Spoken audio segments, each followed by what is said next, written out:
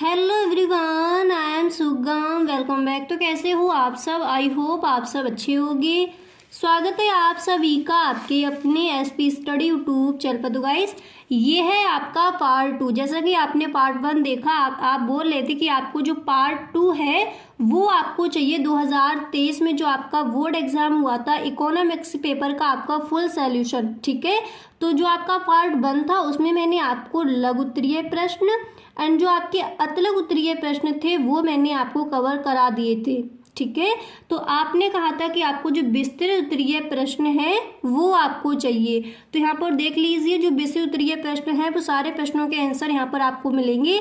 लघु उत्तरीय प्रश्न एंड जो आपके अतिलघु उत्तरीय प्रश्न है वो हम आपको, जो आपका फर्स्ट पार्ट है उसमें मैं आपको कवर करा चुकी हूँ। अगर आपने वो वीडियो नहीं देखा है तो डिस्क्रिप्शन बॉक्स में लिंक गिवन है, वहां से आप देख सकते हो, ठीक है।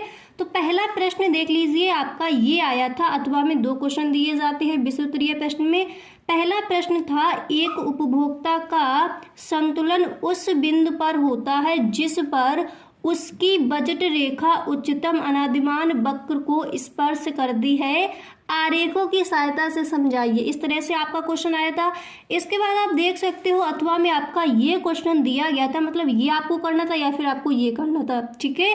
नेक्स्ट था कि मांग की लोच से आप क्या समझते हैं। मांग की लोच को मापने की किसी एक विधि को समझाइए। इस तरह से आपका क्वेश्चन आया था, ठीक है। तो यहाँ पर देख लीजिए, आंसर मैंने लिख कर रखा है आपके लिए, आप देख सकती हो। तो आंसर है आपका, सबसे पहले जब आपको इसका आंसर लिखना था तो इस तरह से हेडिंग डाली थी, मांग की लोच। और मार्शल के अनुसार, यानी मार्शल ने इसकी मांग की लोच की परिभाषा को किस तरह से बताया है। तो उन्होंने कहा है कि मांग की लोच का बाजार में कम या अधिक होना इस बात पर निर्भर करता है कि वस्तु की कीमत में एक निश्चित मात्रा में परिवर्तन होने पर उसकी मांग में सापेक्ष रूप से अधिक या कम अनुपात में परिवर्तन होता है।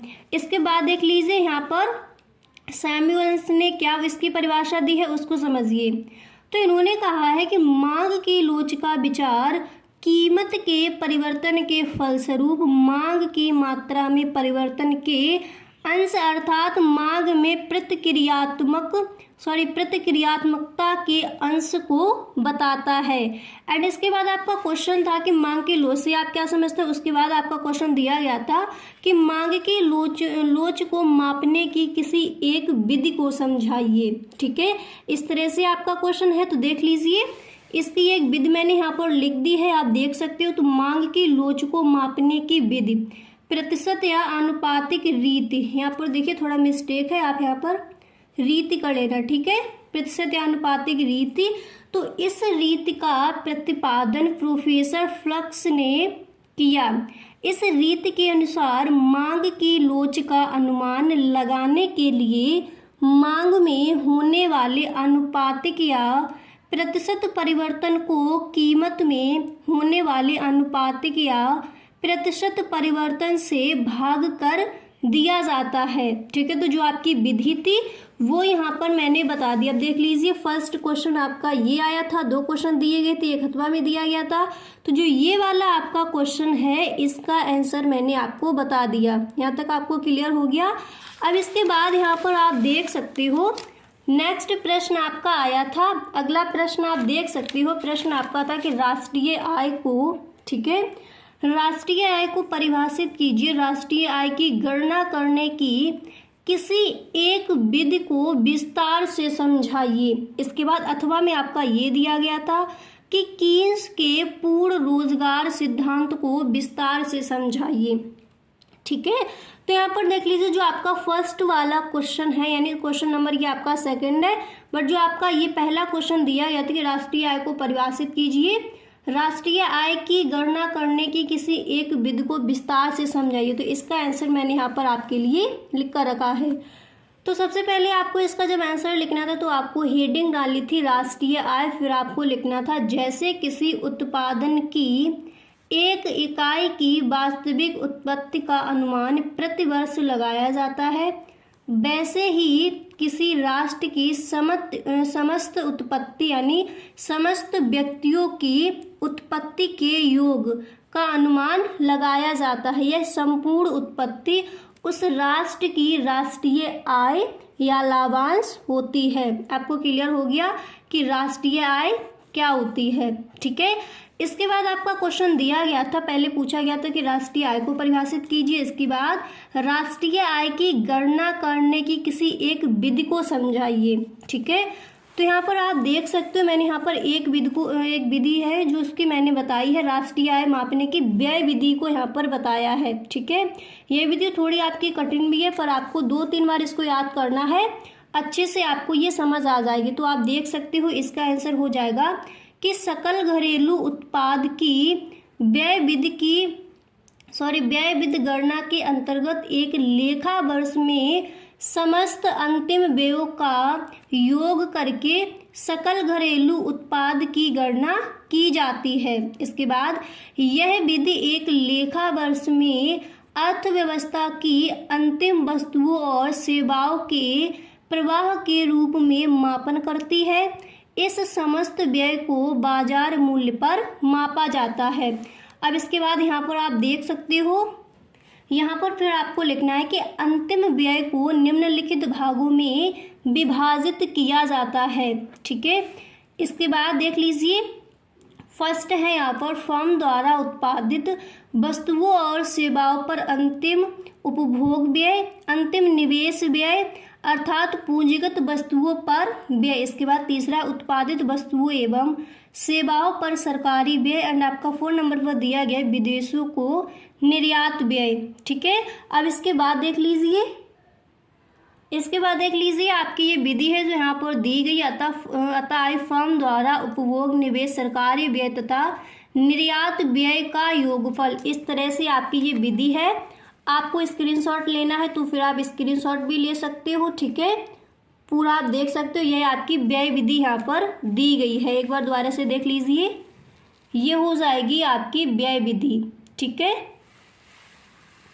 अब इसके बाद देख लीजिए जो आपका अगला क्वेश्चन था, वो क्वेश्चन आपका क्या दिया गया था, एक बार दोबारा से देख लीजिए फटाफट से। फिर अब आपको जो आपका नेक्स्ट क्वेश्चन था विस्तृत उत्तरीय प्रश्न में, उसको अब हम आपको समझाने वाले हैं। ये जो आपकी विधि है, व्यय विधि को मैंने यहाँ पर समझाया है, तो ये थोड़ी कठिन है, पर आप 2-3 बार इसको याद करके लिख कर देख लीजिए, अच्छे से आपको ये आ जाएगी, ठीक है। तो चलिए चलते हैं अगले क्वेश्चन की ओर। अब देख लीजिए जो आपका नेक्स्ट क्वेश्चन था, वो क्वेश्चन आपका ये था कि अल्पकालीन, देख लीजिए तीसरे नंबर पर आपका क्वेश्चन था। जो 2 क्वेश्चन थे वो मैंने आपको बता दिया, अथवा में आपके दिए गए थे 2। तीसरे नंबर पर आपका प्रश्न आया था कि अल्पकालीन पूर्ण प्रतियोगी बाजार में फर्म के संतुलन की विभिन्न दशाओं की व्याख्या कीजिए।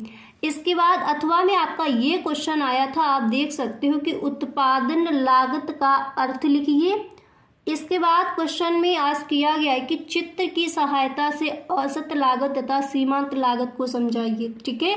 तो ये वाला जो आपका क्वेश्चन है, इसका आंसर मैंने यहाँ पर दिया है, आप देख सकते हो। पहले आप समझेंगे कि उत्पादन लागत क्या है, ठीक है।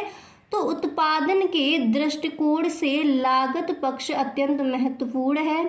प्रत्येक फर्म या उत्पादक को उत्पादन करने के लिए विभिन्न उत्पत्ति के साधनों को एकत्रित करना पड़ता है। उत्पादन के साधनों का प्रयोग करने के लिए जो धनराशि व्यय करनी पड़ती है उसे हम उत्पादन लागत कहते हैं, ठीक है।